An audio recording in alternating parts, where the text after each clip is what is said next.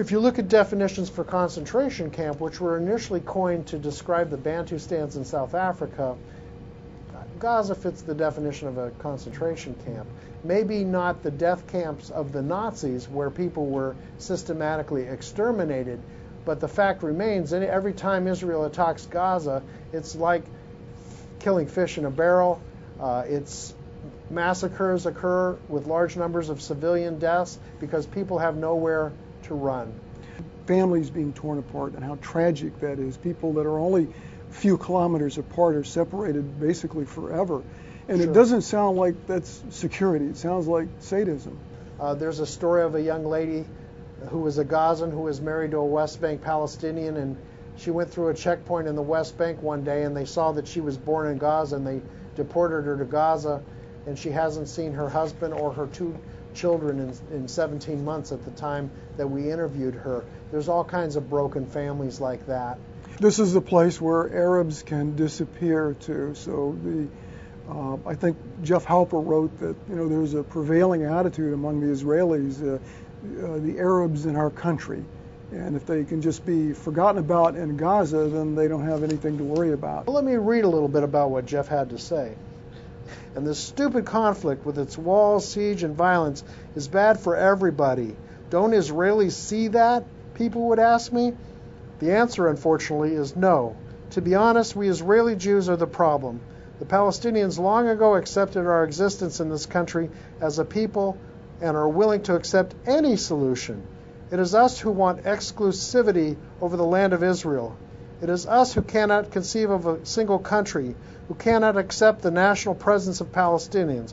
We talk about Arabs in our country, and who have eliminated by our settlements even the possibility of a two-state solution in which we take 80% of the land. Mm-hmm. And that's all described in your newly released book, Freedom Sailors, which you co-edited with Greta Berlin.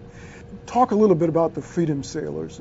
They're special. Certainly Jeff Halper is special, but in a sense, ordinary too. Ordinary in the sense that he's a family man, like most people who are not standing up and opposing Israeli outrages. Well, the Israeli press described us as a group of, quote, left-wing radicals, which was laughable. A bunch of radicals? Well, we had Sister Anne Montgomery, who was a Catholic nun and daughter of a U.S. admiral. I'm a son of a U.S. Air Force colonel and a family doctor in a rural town in Washington State. We have civil engineers, attorneys, teachers, electricians, journalists, postal workers, information technology experts, experienced Greek mariners, a chemist, member of the Greek parliament amongst our passengers. And we have, yes, people who have years of experience in nonviolent direct action. Some of us have been to Gaza before, but most had not. Some had volunteered with the International Solidarity Movement. Some have been arrested and deported by Israel for being human rights activists.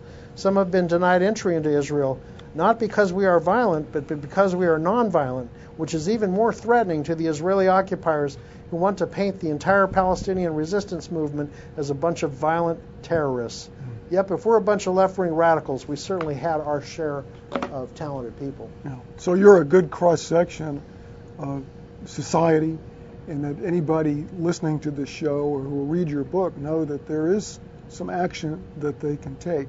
And that brings us to basically the conclusion. What does your book really aspire to? One more from the book. Vittorio Arrigoni, who was one of our Italian activists, who was unfortunately murdered subsequent to this while he was in Gaza, he wrote a poem. History is us. History is not cowardly governments with their loyalty to whoever has the strongest military. History is made by ordinary people, everyday people with a family at home and a regular job who are committed to peace as a great ideal to the rights of all, to staying human. History is us who risked our lives to bring utopia within reach, to offer a dream, a hope to hundreds of thousands of people who cried with us as we reached the port of Gaza. Our message of peace is a call to action for ordinary people like ourselves, not to hand over your lives to whatever puppeteer is in charge of this time around, but to take responsibility for the revolution, first to the inner revolution, to give love, to give empathy. It is this that will change the world. We have shown that peace is not an impossible utopia. Perhaps we have shown that sometimes utopia can be possible. Believe this, stand firm against intimidation, fear, and despair, and simply remain human. And you said that he was murdered in Gaza. Yeah, that happened, unfortunately, in April 2011. Right. Vittorio stayed in Gaza after our initial voyage. He was out at sea with some fishermen when the Israelis seized that ship and deported him. Vittorio infiltrated back into Gaza with a subsequent ship, and he was in and out of there, but he unfortunately was killed in Gaza in April. And the people who killed him, it remains mysterious. But his whole point is that the siege will only end if it's challenged. And we will keep on challenging. We're not done. Jeff Halper, who's well known to many people as the director of the Israeli Coalition Against Home Demolitions. He's also been a guest on this Moral Politics show as well, and he said that the Israeli Jews cannot solve their apartheid problem. In fact, they don't want to solve their apartheid problem. They're living too well, and if they just ignore it, if Arabs can just be disappeared to Gaza, then all is fine. There needs to be pressure from outside for people to come to terms with what they have created. Do we need to basically address Jews of conscience, say, refuse to be enemies? Absolutely, refuse to be enemies. And again, one of the successes of this country was separation of religion and state. Maybe the Holy Land should be a place where all people, whether they're Christian, Muslim, Jew, agnostic, or whatever, should have equal rights. So it's ordinary people doing extraordinary things and taking on the threats and not being deterred by Israeli threats. And Israel, after all, is the only occupying power, so there's little doubt who needs to be opposed. But it raises the question, too. American stated foreign policy is in opposition to the objectives of the Free Gaza movement. How do we square that? Unfortunately, yes. But again, I think that the principles for which we say we stand for as Americans are being systematically undermined.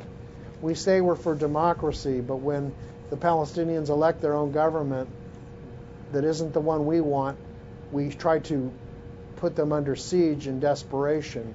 We say we're for freedom of press, but there are efforts all the time to undermine anyone who has the courage to question the policy of Israeli government. Both parties, Democratic and Republican, are woefully silent when it comes to the treatment of the Palestinian people, because most politicians fear that they can't criticize Israel for fear of having campaign funders from the pro-Israeli lobby undermine their efforts to get reelected. Well, that's a really ominous development that is becoming more and more clear in this country, and I think as more people become activists, more people are willing to stand up for basic human rights, what's moral, which is why this show is done, then I think we might be able to have an American national policy, not an Israeli national policy carried out by America. Dr. Bill Dienst, I want to thank you again for another appearance on Moral Politics, a very insightful show. Thank you for recounting your experiences and those of others and the freedom voyages of the Freedom Sailors. Thanks.